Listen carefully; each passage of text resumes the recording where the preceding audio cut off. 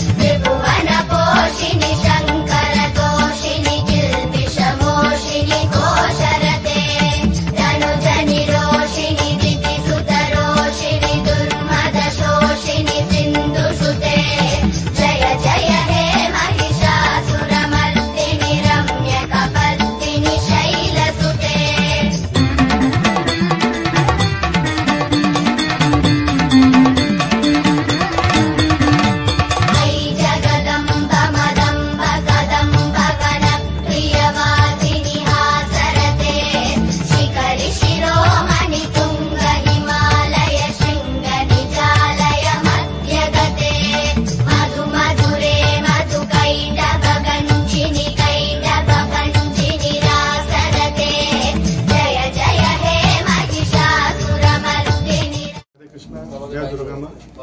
আজকে আমি এখানে এসেছি এখানে যিনি পুরো তৈরি করেছেন সুশান্ত দা। আমরা জানি কি সুশান্ত দা একজন খুব বড় শিল্পী। আমি 2 মাস আগে এসেছিলাম, দেখেছিলাম একটা রূপ। আজকে আমি যখন এসেছি বাইরে থেকেই যেটা মনে হচ্ছে এটা খুব ভালো হয়েছে। আমি ভিতরে যাব এখন। বেঙ্গল এটা হচ্ছে, এখানে আমরা দেখি কি দুর্গা পুজোর সময় যারা আর্টিস্টরা এভাবে সামান্য জিনিস থেকে এরকম জিনিস তৈরি করে দেয়, যেটা পুরো বিশ্বের জন্য আকর্ষক কেন্দ্র। আমাদের ইসকনের অনেক ভক্ত দুর্গা পুজোর সময় পান্ডাল ঘুরতে আসে। ওরা একটাই কথা বলে কি বেঙ্গলের মতন যে আর্টিস্টরা রয়েছে এটা বিশ্বের কোথায় আমরা অদ্বিতীয় কোথায় পাওয়া যাবে। ওটাই আমরা দেখছি। 2-3টে পান্ডালে আমি গেছিলাম, একটা পান্ডাল নিজের বিশেষতা রয়েছে। তো এখন দুর্গাপুজো শুরু হয়ে গেছে, আমি এটাই আশা করব কি যারা আছেন বেঙ্গলে রয়েছেন ওরা পুরো এটা নেক্সট 1 সপ্তাহ ঘুরুক, আর যে বেঙ্গলের যে কালচার আর্ট আছে ওটাকে, যে আমাদের আর্টিস্টকে প্রোৎসাহিত করুক। Thank you. Papa is giving his best. আজকে ববিদাকে এখানে পেয়েছি, মলয়দা রয়েছে, অভাবনীয়। গড়িয়া পাটুলিতে কেন্দুয়া শান্তি সংঘ প্রত্যেক বছর এই পুজোর মাত্রা এই জায়গা থেকে যেখানে নিয়ে যাচ্ছে, আমার মনে হয় গোটা পশ্চিমবঙ্গ থেকে লোকে এই পুজো দেখতে আসবে এবং ইটস বিউটিফুল। খুব ভালো লাগছে যে অসংখ্য মানুষ লাইন দিয়ে এসে যখন আমাদের এই সৃষ্টিটা দেখে, এইটা পাওয়া না, এবং এটার জন্যেই সারা বছর বসে থাকি কখন আমাদের সৃষ্টিটা এদের সামনে নিয়ে আসবে।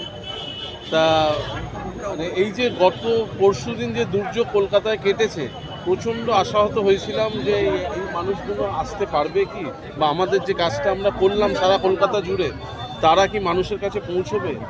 তা আমি বরুণ দেবের কাছে এইটুখানি প্রার্থনা করব, দুর্গাপুজোটা যাক, আপনার যাবতীয় যে বৃষ্টি তারপরে নিয়ে আসবেন, আমরা অপেক্ষা করে থাকব। দুর্গাপুজোটাকে কলকাতায় এই মানুষদের শিল্পকে উপভোগ করতে দিন।